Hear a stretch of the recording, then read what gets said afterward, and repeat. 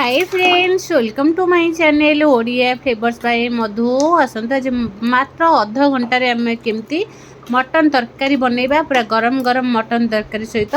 सहित उषुना भात। फास्ट आम कौन करवा गोटे प्रेसर बसईदे प्रेसर में सोरष तेल देदे सोरष तेल को गरम होगा छाड़ीदे सोरष तेल गरम होगा से देदेबा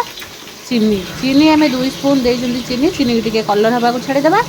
चीनी सागे सागे कलर हो सारा 2-3टा तेजपत्र पकईदे 2-3टा तेजपत्र पकई सारापर एवं कौन करवा आम गोटा मसला देदेले गोटा मसला दबा सागे सागे एवं कौन करवा टिके तेल में फ्राए करवा फ्राए कर सारापर आगुरी आम काटिकी रखि पियाज को भल भाव पियाज को काटिकी आम रखी आम नहीं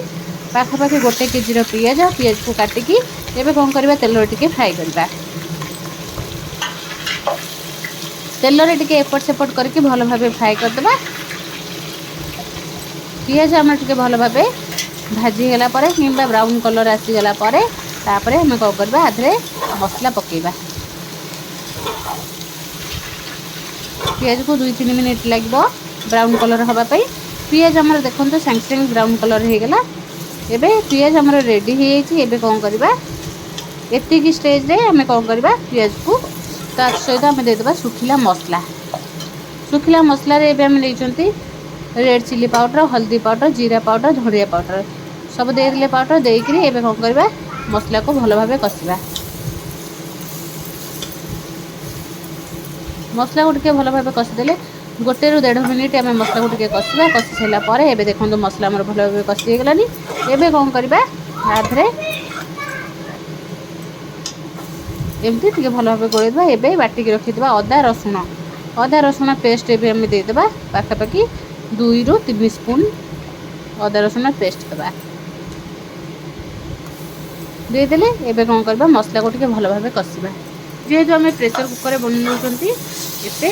कषा को आमको बेसी टाइम लगे बहुत कम समय आम जमी तरकारी बनई पार से ही उपाय आम कौन करवा आज बनैबा मटन तरकारी। फास्ट आम मसला कषिदेले मसला को टिके गोलेदेबा भल भाव गोले सारापर 2-3टा टमाटो को मसला भल भाव कषा कषि सारापर एवं देखो मसला आम बढ़िया भाव कषिगलानी मसलार भी बढ़िया बास्ना आसलानी एवं कौन करवा आधे टिके मटन मसला 2 स्पून पाखापाखि पकईदेबा पकई सारापर आउ टिके भल भाव मसला को गोलेबा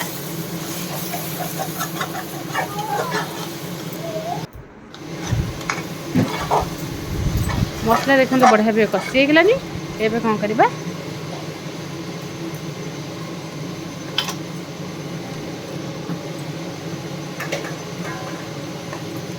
एबे हमें पकईदबा मटन मसला आमर कषाईगला मात्र 5 मिनिट लगे मसला कषापी एवं मटन को भल भाव कषा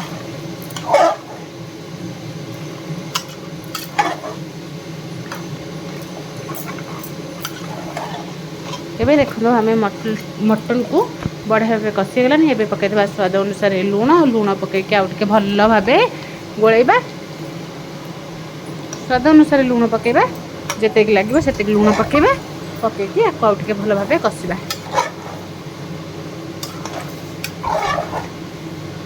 एबे देखो मटन भी बढ़िया भाव कषिगलानी आ बढ़िया बास्ना भी आसलानी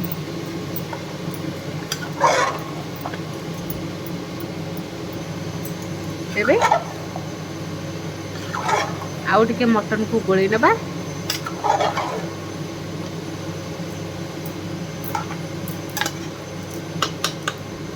एबे कौन करवा देदेबा प्रेसर टे आम कैप दे ना टी घोड़े छाड़ीदे घोड़े सारापर देखो मटन बढ़िया भाव पानी बाहरानी एवं कौन करवा आउ टे गोड़े नबा के बढ़िया भाव फुटुचे पानी भी बढ़िया से बाहरी आसलानी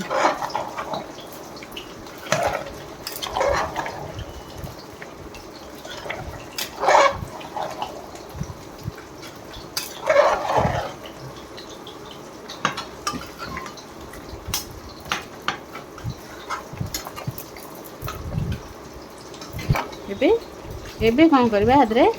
आउ टे गोड़े की देदेबा प्रेसर कैप देदेले देकी मटन आम 1 ग्लास पानी देते देकी एबे देखो तरकारी आम बढ़िया भाव फुटी आसलानी गरम पानी आम 1 ग्लास देते मात्र अध घंटे आमर रेडी हो पूरा पतला पतला मटन झोल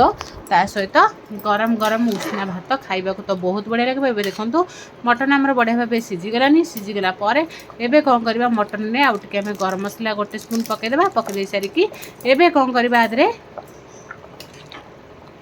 आउ टिके ताको गोळी दबा।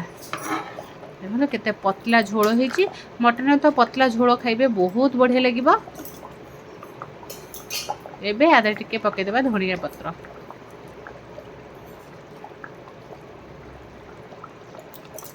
धनिया पत्र पकेकी आउ टिके गोळी देबा। गोळे की एबे कौन करबा मटन को आमे छाड़ी देबा ठंडा बा पई। मटन हम जते ठंडा हो जिबे देखिबे बहुत बढ़िया कलर आसीतबा आ बढ़िया बास्ना भी आसुतबा। गोटे हुइसिल आमे छाड़ी दिले मटन न एबे आको छाड़ी देबा ठंडा बा पई। घोड़ी देथिले देखंतु एबे में मटन हमर टिके ठंडा हो गला परे केते बढ़िया कलर आसीची। आ एबे आदरे धनिया पत्र टिके पके देले। पके देकी गरम गरम मटन तरकारी सहित गरम गरम उष्णा भात बहुत बढ़िया लगिबो खाइबा पई। निहाती थरे जदी एमती शीघ्र बनैबा को चाहूचंती एई भली भाबे जदी एई उपाय में मटन तरकारी रेडी करबा खाइबा को बहुत बढ़िया लगिबो। जदी भल लागला लाइक शेयर कमेंट सब्सक्राइब निश्चय करिवे।